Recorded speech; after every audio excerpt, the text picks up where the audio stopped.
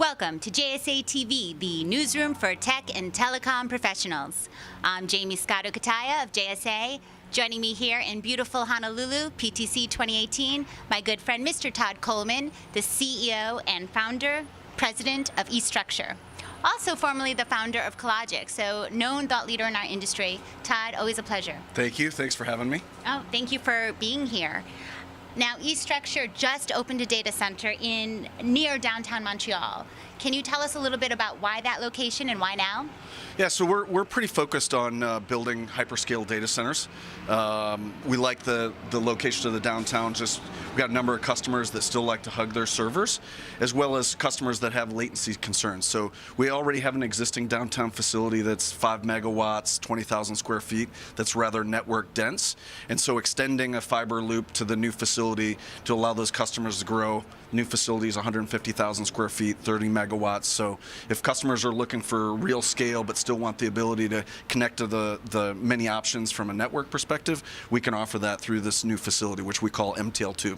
Oh, phenomenal. And that kind of leads me into my next question, how this new facility plays a role into your existing business model and the type of customers that you're catering to. Yeah, so today we have about 850 customers. Those range from small to medium-sized enterprises to large hyperscale cloud networks. And so for those customers, look, ours is a growth proposition. We're all about high-density customers, both in our downtown facility as well as our larger facility, which used to be the old Montreal Gazette printing building. So for us, it's about their ability to grow, and whatever their power and cooling demands, we can grow with them. And being a known visionary in the industry, and as well as your amazing leadership team that you've put together over at eStruxture, you have a very unique focus, particularly on catering to those demanding enterprise connectivity needs. Can you tell us a little bit more about that? Yeah, they are demanding. I mean, their growth forecast, their growth forecast is measured in months, not years. Yeah. And so when they want it on demand. So whether it's from a connectivity perspective and access to the networks, the on-ramps to the internet or the off-ramps, as the case may be, or whether it's just their unique power demands. We're finding customers more and more that are looking for megawatts of demand, but their timeframes look more like a retail customer on a onesie, twosie cabinet basis. So for us, the ability to turn up megawatts measured in a couple of months rather than 6 to 12 months, those times have changed. So it really is capacity on demand, and that's what we're trying to cater to. In terms of the scale, we've built out a team. We're focused on processes. We have an incredible capital structure with some incredible partners, and so our ability to scale with those customers is exactly the value proposition we aim to bring to the market. And that's amazing. You don't hear this every day, megawatts in months. It's the type of hypergrowth that really does cater to those enterprise needs right now. So amazing. You also announced that eStruxture has just closed, $180 million in committed capital. Clearly, that's going to be towards your ongoing growth. Correct. So that's both organic growth. We're building out a brand new facility that we expect that will invest upwards of $150 million into that facility over the next several years.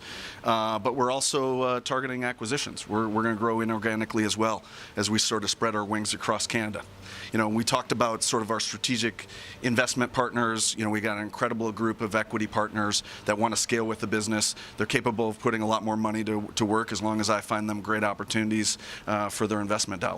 And you mentioned Canada being your marketplace. Why would big enterprise companies and the OTTs, why would they be interested in Canada for their data center needs? Look, there's a number of reasons. One is the climate in Canada is very conducive to very, very green power. We get the opportunity to use, in the case of Montreal and a lot of areas, over 9 months of free cooling a year. Certainly, those temperatures and unique climate helps with that. Secondly, we have some of the lowest power rates in certain geographies within Canada of all of North America. In the case of Montreal, we're looking at close to 5.2 cents a kilowatt hour Canadian dollars, in which, for U.S.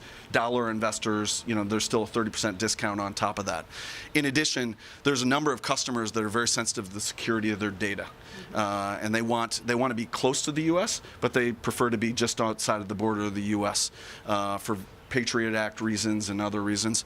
And Canada is actually at the forefront of what we call data sovereignty. There's certain types of data, whether it's personal information, medical information, et cetera, that the certain governments are requiring to be housed within their borders when it's accessed by the end users. Canada happens to be at the forefront. So I think we're going to see greater proliferation of data being housed in Canada and other countries like that over the upcoming years. And for our viewers who want to learn more, where can they go? They can contact us at eStruxture.com. We'd be happy to hear from them. Well, you heard it. eStruxture.com. Todd, thank you so much for joining us. And thank you, viewers, for tuning in to JSA TV.